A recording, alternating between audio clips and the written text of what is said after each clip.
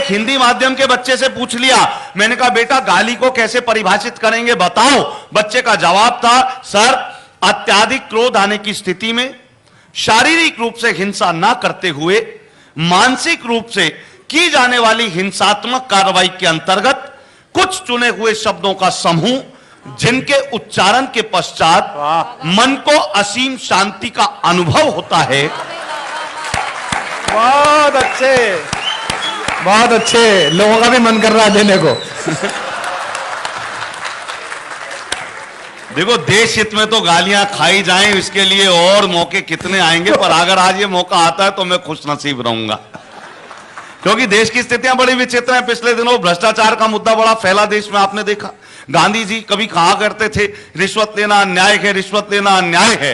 हम लोग भारतीय आदमी अपने काम की चीज निकाल लेते हैं। वो कह गए रिश्वत लेना अन्याय है, हमने उसका अर्थ निकाल लिया रिश्वत लेना अन्य आय है। अच्छा है, अच्छा है। अच्छा, पिछले दिनों अभी एक मुकदमा आया, वकील साहब जोर जोर कहने लगे, जोर जोर से, जज साहब मिलॉर्ड कानून की किताब के पेज नंबर 15 के अनुसार आपको मेरे मुवक्किल को रिहा कर देना चाहिए। वकील साहब ने इतनी जोर से बोला, जज साहब को लगा कुछ नया खोज के लाया होगा।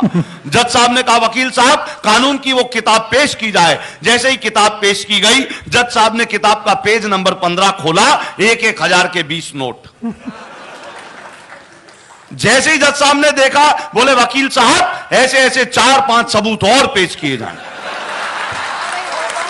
बहुत अच्छे, वाह दीपक, वाह दीपक, बहुत अच्छे। मेरे तो दोस्त ने पिछले दिनों कहा, बोले दीपक जी ये भ्रष्टाचार कुछ ले दे के खत्म नहीं हो सकता क्या? अच्छा, ये घटना यहां नहीं चल रही है, पूरे ब्रह्मांड में चल रही है। वो मुझे याद है, धरती से 3 इंजीनियर मरनों उपरांत स्वर्ग में पहुंचे। स्वर्ग पर जैसे ही घुसने लगे, दरबान ने रोक लिया, जैसे अपने को बाउंसरों ने रोका था आज। पर हमने बता दिया तो रोक लिया उन्हें, और दरबान ने कहा देखो मुझे पता चला कि तुम धरती से आए हुए तीनों इंजीनियर हो। धरती से आए हुए इंजीनियर हो, ये स्वर्ग का द्वार मरम्मत करना है, इसका बजट एस्टीमेट बताओ कितना खर्चा आएगा। पहला इंजीनियर हमारे पड़ोसी मुल्क पाकिस्तान का था, उसने कहा इस पर खर्चा आएगा 9,000 रुपए। दरबान ने पूछा कैसे? बोले 3,000 लेबर कॉस्ट, 3,000 मटेरियल कॉस्ट, 3,000 मेरी कमाई। समझ में आई दरबान भाई। दूसरा इंजीनियर चीन का था, बोला इस गेट को ठीक करने में लगेंगे 33,000 रुपए। दरबान ने पूछा कैसे? बोला 11,000 लेबर कॉस्ट, 11,000 मटेरियल कॉस्ट, 11,000 मेरा शुद्ध मुनाफा।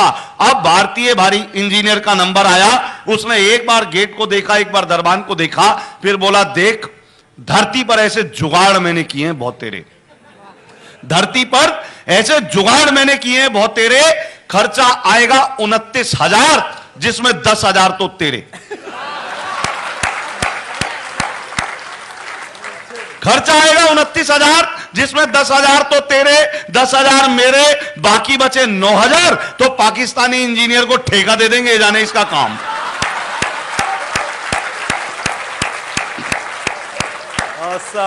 ये सारी स्थितियां पर आइए समय सीमा का निर्वाह करता हूं कि एक कवि सम्मेलन में मैं कविता सुना रहा था।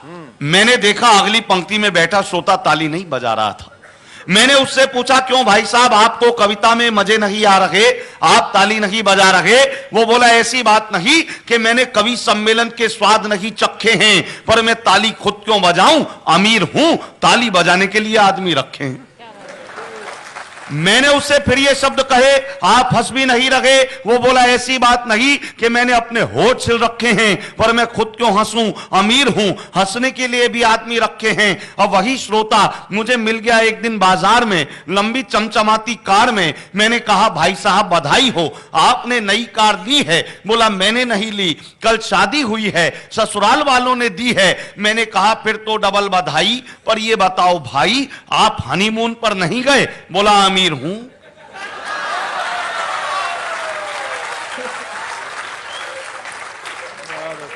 और ये बात मैंने इसलिए कही है, मेरा कहना सही है कि भौतिक सुख साधनों के चलते आदमी कोई काम खुद नहीं कर सकता।